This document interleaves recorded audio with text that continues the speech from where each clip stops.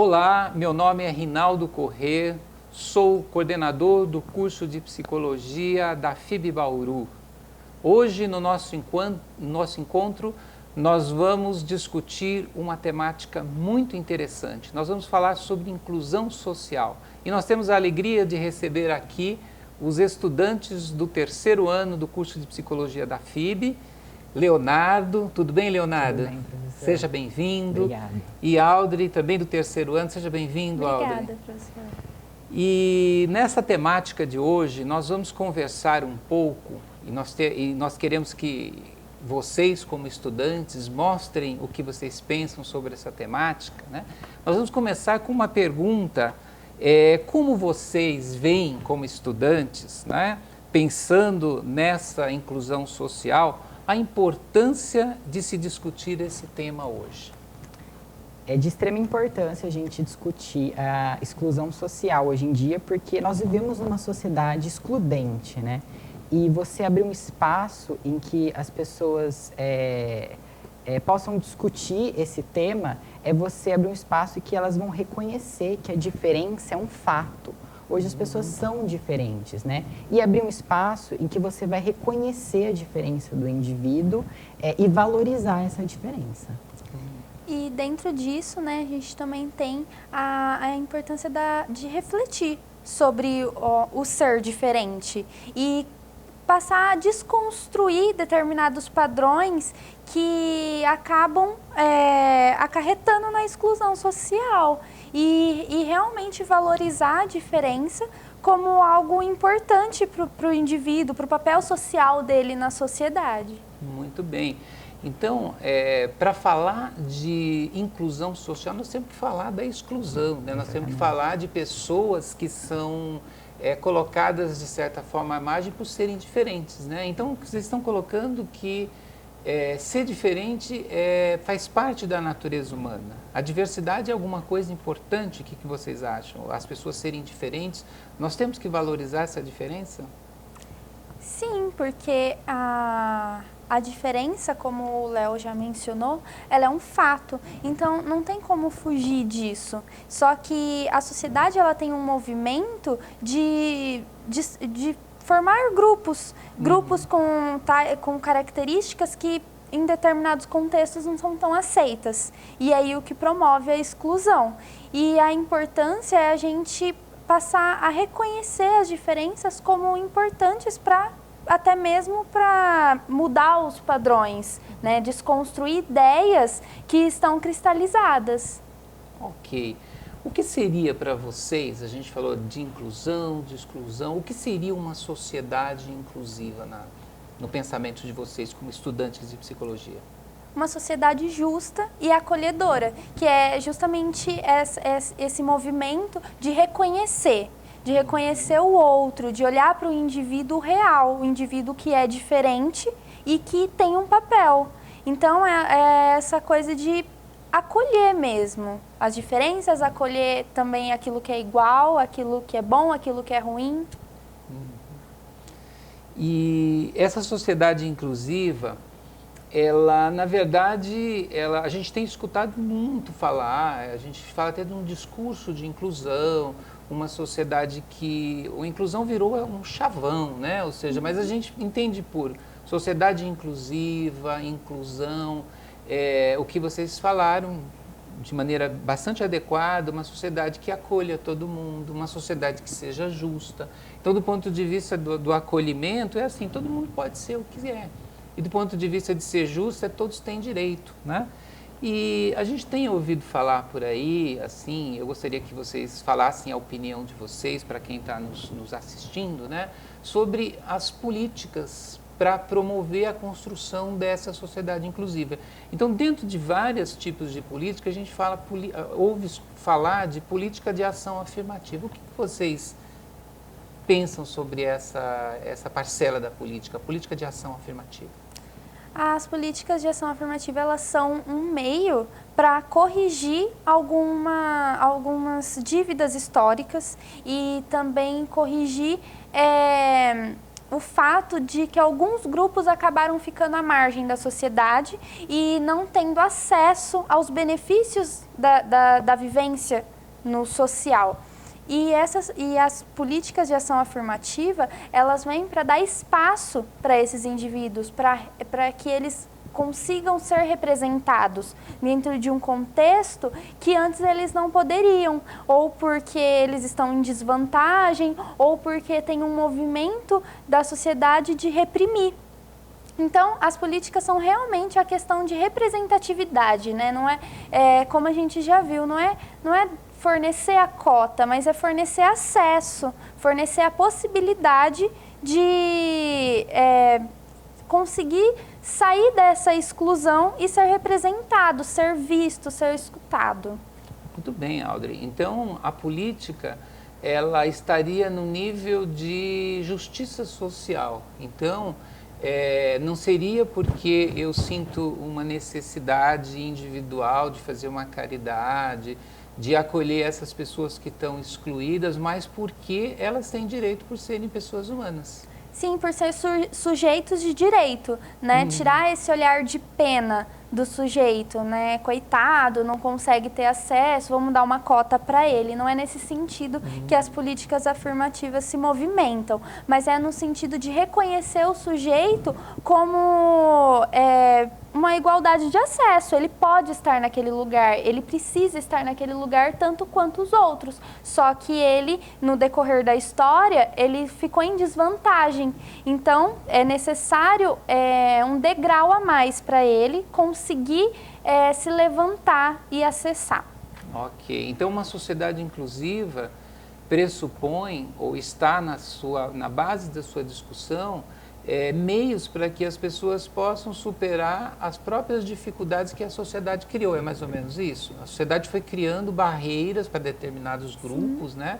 E quando você fala de cotas, por exemplo, dentro da faculdade, né? Para algumas pessoas que não estão na faculdade, então você cria uma política pensada, né, no sentido de que essas pessoas possam entrar na faculdade. Ou então, dentro do mercado de trabalho, por exemplo, a gente sabe que estar trabalhando, ganhar o seu salário é uma condição para viver no nosso mundo. Então, por exemplo, se nós pensarmos pessoas com deficiências, com várias deficiências, elas estão fora da possibilidade de ganhar o seu salário, de ter dignidade, né?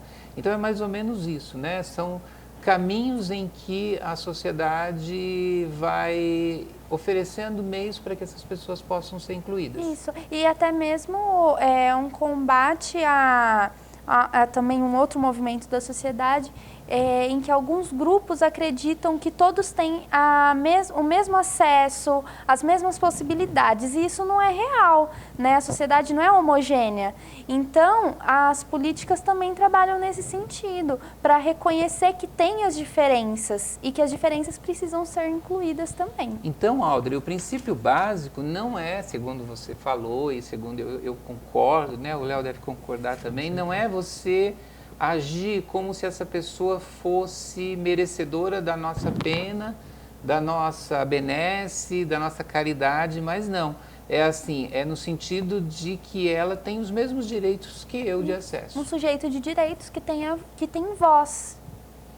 Ok, e em relação à psicologia, né? Vocês que estão se preparando, né, para ainda no processo de formação, mas vocês com certeza discutem isso em sala de aula.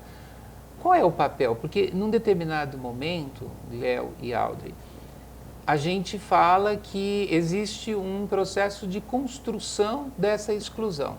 Depois a gente fala que a sociedade conversa e enxerga na diversidade, enxerga na diferença entre as pessoas um valor e acha que essas pessoas têm o mesmo direito que eu, né?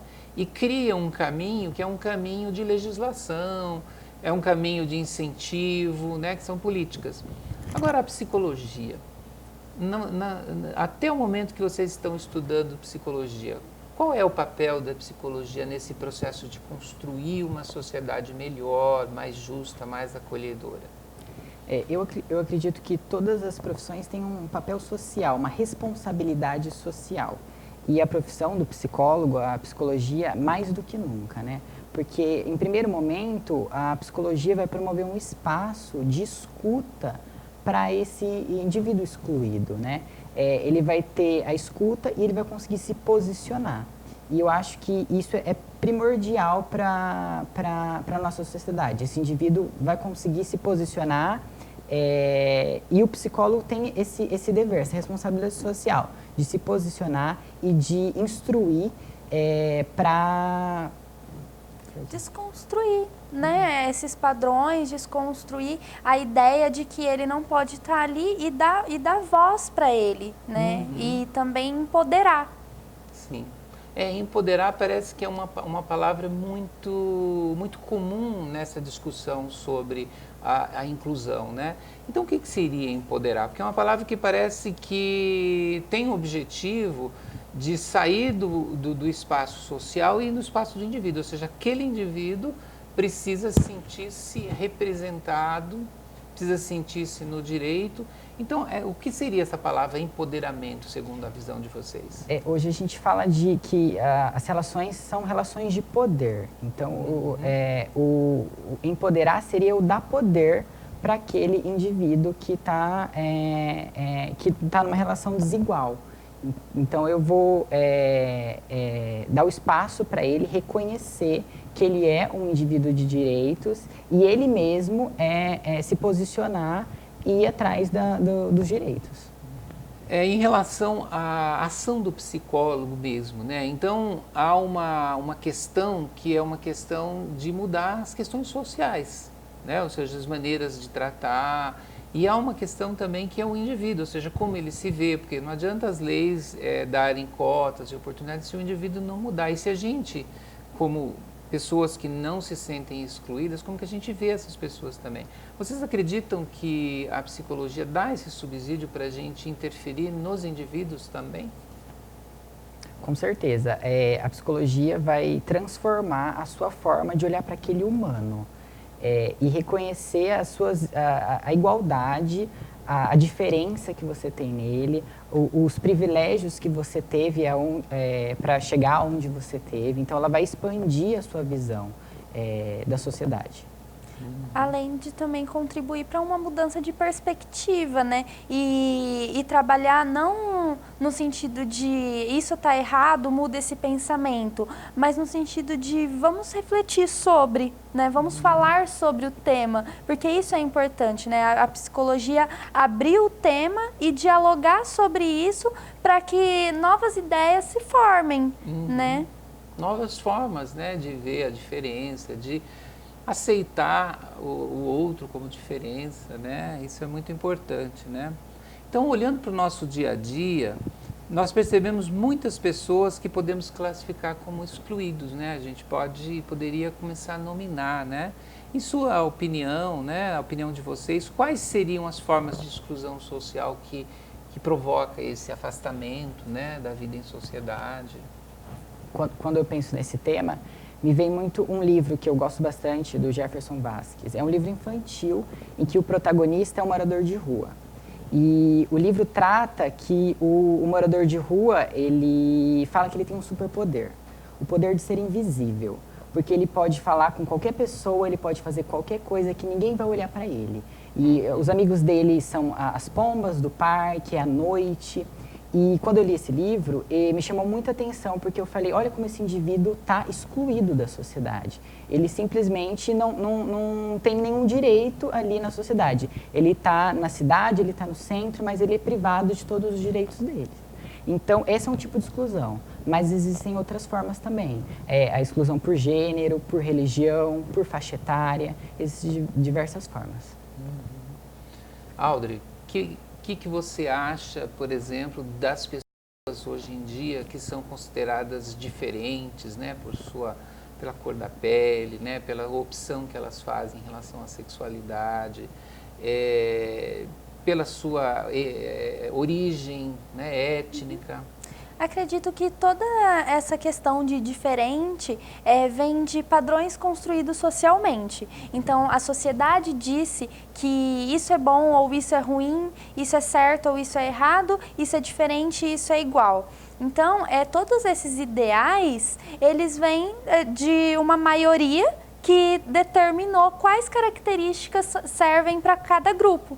Então, a sociedade ela acabou se dicotomizando entre excluídos e não excluídos, o que gera o conflito da exclusão social, né? Onde o grupo dos excluídos ficam à margem da sociedade, privado dos seus direitos e sem ter suas diferenças reconhecidas e valorizadas, sendo que o outro grupo dos excluídos também tem suas diferenças, só que são diferenças aceitas, né? São diferenças reforçadas. Então, tudo isso vai gerando vários conflitos que a psicologia tenta solucionar e outras áreas também, outras profissões trabalham nesse sentido.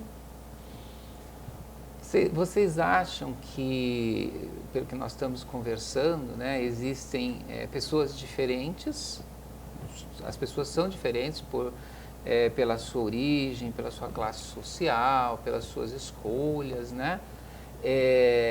E algumas são aceitas, outras não, né? Vocês acreditam, existe uma palavra que a gente usa corriqueiramente, que é o preconceito, né? Ou seja, você olha para uma pessoa e não julga a pessoa por quem ela é, mas pelo quem você acredita que ela seja, né? Vocês acham que todos nós temos preconceitos, que todos nós temos isso como um parâmetro para a relação com os outros? O preconceito, ele é uma atitude que pode ser favorável ou desfavorável, positiva ou negativa, em relação a um conhecimento anterior sobre algo, né? Então, a gente tem que partir do pressuposto que o preconceito é algo natural. Nós construímos um preconceito sobre algo a partir do momento que nós vimos eles, de acordo com a nossa vivência, com a nossa história de vida. O problema é quando esse preconceito vem com uma carga negativa, que seria o estigma. Ou seja, eu vou ter um preconceito negativo sobre algo que eu não conheço, sobre o desconhecido. E esse preconceito, ele pode tanto me orientar, sem nenhum prejuízo para aquele que está se relacionando comigo, ou ele pode prejudicar. No caso, quando você se orienta, você nem conhece uma pessoa e você acaba tratando ela de uma determinada maneira, geralmente você trata mal, você trata menos, você prefere, né? Então, essa explicação é bastante interessante, ou seja, todos nós temos preconceitos, mas a gente pode conversar sobre os preconceitos e diminuir o efeito negativo do preconceito sobre as pessoas que passam pelo nosso caminho, né? Na escola, no trabalho, na comunidade que a gente vive, né? Então, acho que é uma ideia bastante interessante, né? E uma coisa importante que tem sido muito discutida sobre a influência que tem sobre nós, enquanto indivíduos, enquanto sociedade, é a mídia, né? O que vocês acham, o que vocês pensam como estudantes de psicologia sobre a influência, sobre o efeito da mídia sobre essas questões que nós estamos discutindo aqui? Bom, a mídia, a sociedade de consumo, ela cria padrões, né? Padrões de ser. Então, o que é referência, o que são modelos que você deve seguir, o que é belo, o que é saudável, o que é certo. E esses padrões, eles delimitam o ser. E quem não está dentro desse padrão é excluído. Então, as redes sociais, a mídia, de fato, ela impõe limites, né? E isso é socialmente construído, né? Se a gente pegar o modelo de mulher bela do passado, da antiguidade, é totalmente diferente do modelo que nós temos hoje, né? A mulher bela do passado era uma mulher que transparecia que ela se alimentava o ano todo. Então, se ela tinha dinheiro para se alimentar no inverno, nas épocas de crise, ela era bela porque ela tinha dinheiro. Então, está diretamente relacionado com isso. Hoje, o modelo de mulher bela é diferente. Então, tem um padrão e quem não está dentro desse padrão é excluído. Sem falar que as mídias contribuem para que todos os padrões estipulados socialmente, eles ganhem uma repercussão muito maior, né? Então, a sociedade já tem uma atitude de preconceito, já tem uma atitude de estigmatizar coisas. E a mídia, ela deixa com que isso, ela faz com que isso seja mais repercutido, né?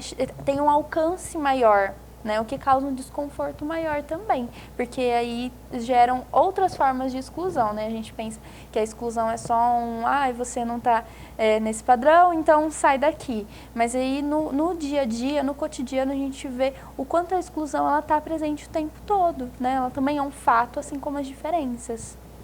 De certa forma, a mídia ela está muito presente, a gente não consegue mais pensar num dia a dia sem a mídia, né?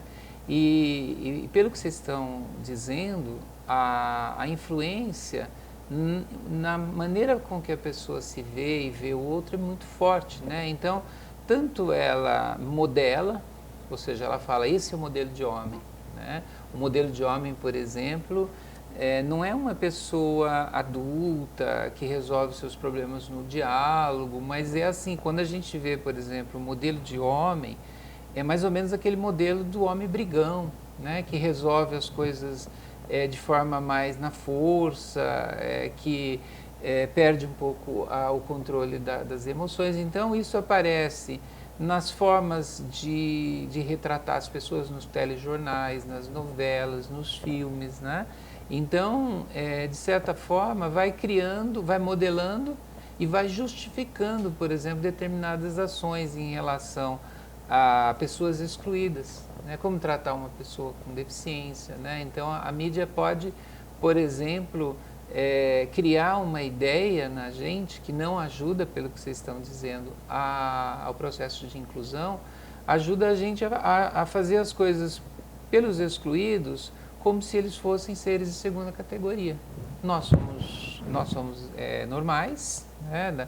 Do alto da nossa percepção, e aí é reforçado ou não por esse sistema de mídia. E quando a gente vê, por exemplo, esses tratamentos, né, o homem tratando a mulher, o rico tratando a pessoa muito pobre, ou a pessoa sem deficiência tratando uma pessoa com deficiência, a gente percebe essa dificuldade de encarar o outro como uma pessoa com direitos, né? Então ela é uma pessoa. Então, eu acho que é muito importante, né, nessa discussão que a gente está repartindo com os nossos espectadores, dizer que nós não precisamos ser exatamente como as mídias se apresentam, né? Como o Léo falou, padrão de beleza vai mudando, né? E a gente vê tanto sofrimento, né? Pelo menos nós da psicologia, a gente tem um contato muito grande com o sofrimento das pessoas, crianças, adolescentes, sofrendo porque não são exatamente aquilo que a mídia diz que é ser belo, que é ser feliz. Tá? Então parece que a ideia de beleza e felicidade, ela está desenhada como um modelo padrão, né? Quem se afastar um pouquinho para a direita, um pouquinho para a esquerda, sofre muito, né? Então, é muito importante discutir a questão da mídia como um elemento que modela, que amplia os preconceitos, que reforçam determinados estigmas, mais ou menos por aí, né? Como que a gente pode agir, né? Quais ações, aí vocês falaram um pouquinho da psicologia, mas pensando aqui num debate que vai alcançar muitas pessoas, né? Que ações a gente pode fazer para combater a exclusão ou construir a inclusão, como a gente começou a nossa discussão de hoje? No sentido maior, as políticas públicas, né? Então, ações afirmativas, ações compensatórias, né? Para promover acesso a essas pessoas excluídas, né? E no sentido menor, eu acho que promover informação, discutir o que a gente está fazendo aqui. Discutir inclusão, discutir exclusão, para construir e desconstruir formas de pensar. Então, as políticas públicas, elas seriam um caminho democrático, né? Um caminho legítimo, né? Em que as pessoas poderiam ser quem elas são, porque, na verdade, cada um tem seu próprio caminho, suas próprias escolhas, né? E políticas públicas de saúde, de educação, de promoção de emprego, né? Elas colocam o indivíduo nessa categoria de sujeito de direitos, né? E para nós aqui que estamos discutindo um tema de inclusão, de excluídos, políticas que se dedicariam a uma inclusão social, né? Então as políticas, por exemplo, as políticas de cotas, né? Ou seja, já que, como a Audrey bem colocou, existem pessoas que não ingressam numa universidade ou numa faculdade, não ingressam no mercado de trabalho, não mudam a história de relação de violência, relação de vulnerabilidade por questões históricas e sociais, porque muitas vezes as questões são do passado, mas se atualizam, né? Então, as cotas, elas seriam um lugar para compensar a falta de oportunidades. Um degrau, né, a mais dessa pessoa que acabou ficando em desvantagem. Por todas as questões que vivenciaram historicamente, né? Muito bem, vocês foram muito bem. Eu agradeço muito a disponibilidade, a generosidade, a coragem de vocês de enfrentarem esse momento, né? E agora, para finalizar, eu gostaria que cada um de vocês falasse livremente, né? Para os nossos ouvintes, para os nossos interlocutores que estão, de certa forma, acompanhando esse nosso debate, mandasse uma mensagem, falasse o que vocês acham importante, né, de vocês, estudantes de psicologia, para as pessoas que estão nos assistindo.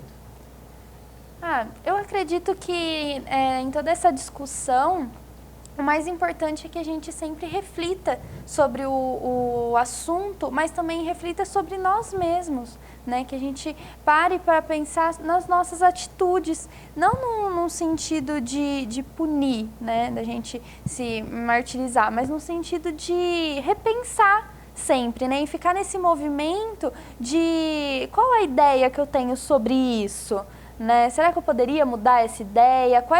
Quais as outras perspectivas acerca de algo? Porque o mais importante é essa questão de reconhecer que para cada coisa tem outras perspectivas e que é importante a gente conhecer todas as perspectivas para realmente, que é o que a gente falou no início, né? Valorizar a diferença, né? Então tudo tem algo para ser olhado e é importante a gente tomar isso para olhar mesmo e analisar de fato algo sem tentar se tirar todos os preconceitos e conhecer, né? Conhecer a história, conhecer sobre aquilo que esse algo leva.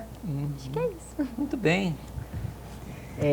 Eu acho importante esses espaços de discussão, discutir esse assunto tão importante, né? Porque a história é um fato, né?